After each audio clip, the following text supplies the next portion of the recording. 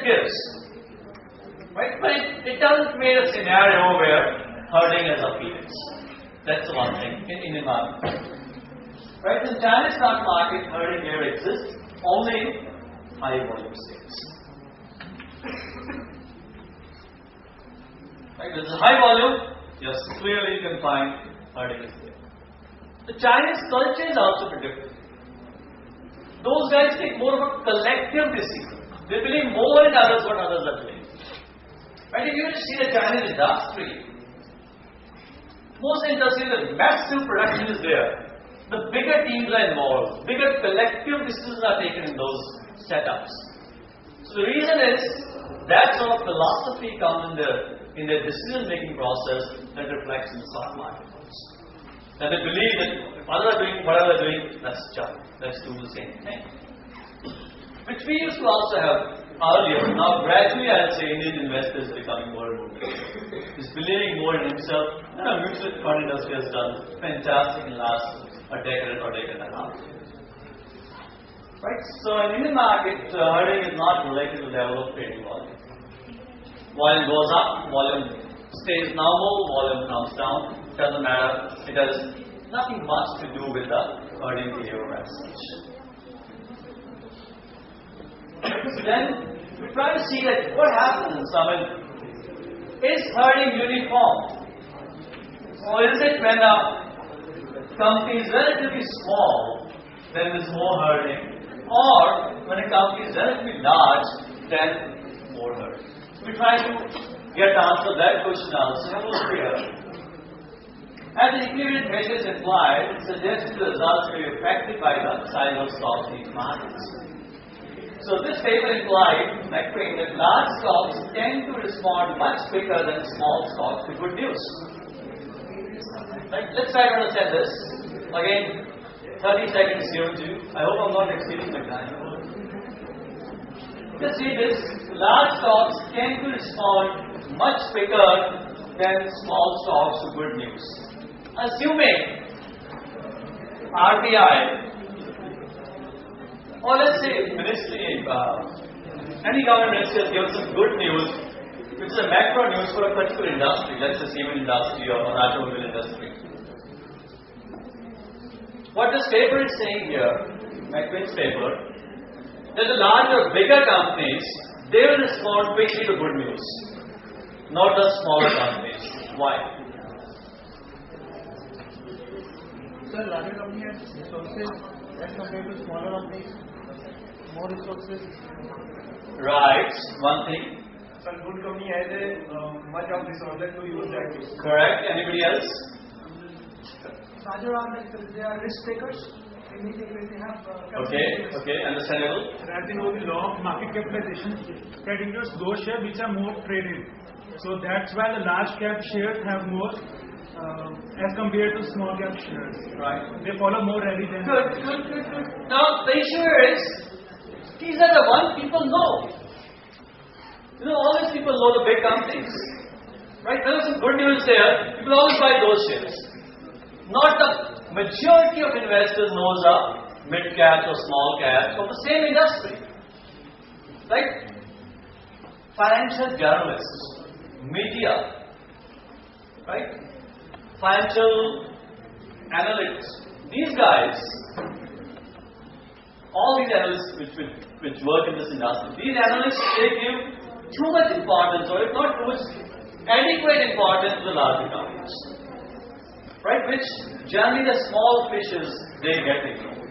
So the quick response would be there to the larger ones. So small ones get delayed response, or sometimes no response. Then sometimes the lag effect is out there. Then the bigger companies, they quickly get positive impact, but there is a lag of maybe 1 day, 2 days, 3 days to the relatively smaller companies. Now look here, such asymmetric effect would affect the accuracy of the ratio of herding behavior.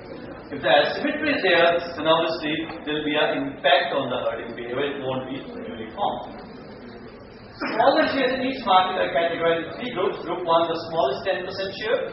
Group 2, the middle size, and Group 3, the largest 10% share. And then we try to see whether herding exists in these different 3 groups or not. So herding of all three groups during the whole sample period and up and down market and samples. Let's see. This is a whole sample period. These are 1 to 3 variables. And next we have for the up market, the last we have for the down markets. Right? So if we see the up market regressions here, we find again Shanghai is negative here. And this is group 2, the in-between companies, which are many, right? The numbers are always too much. Leave top 10%, leave bottom 10%. There might not be too much in market capitalization, but the number of stocks, number of securities, number of companies is absolutely voluminous. And the group 3, so that 3 categorizations there. Again, if you find here negatives there, Shanghai, both these situations, up and normal and up and down in down market. So what the results say here, the giant markets in the whole sample period, strong herding behavior is shown in all 3 groups as the options are significant. Right? When we've taken the whole sample without discriminating a size, herding was different. Right? When we have broken the ice into small pieces, 3 groups, still herding does exist in the Chinese stock markets. In China, basically, 2 markets are there, the stock A shares and B shares, and Shenzhen and Shanghai, these are 2 most popular markets. And Chinese stock market is much, much younger than Indian stock markets. I mean, we are kind of great-grandfather of Chinese markets in terms of the kind of experience, the kind of history we do have at our back vis-a-vis the Chinese stock markets. So how do we increasing market herding appears in group 1, the smallest stocks, and group 2, the mid-size only. By contrary, herding exists only in larger stock during the decreasing markets. Because decreasing markets, the news flashes, something bad happens, and people immediately they push the panic button, start selling, and obviously it gives more fire to the fuel to the fire. Right, so the result is that the level of herding in different size groups vary with the direction of market return. In Indian market, with the whole sample, herding is shown in group 2 only. That's a different market, I tell you.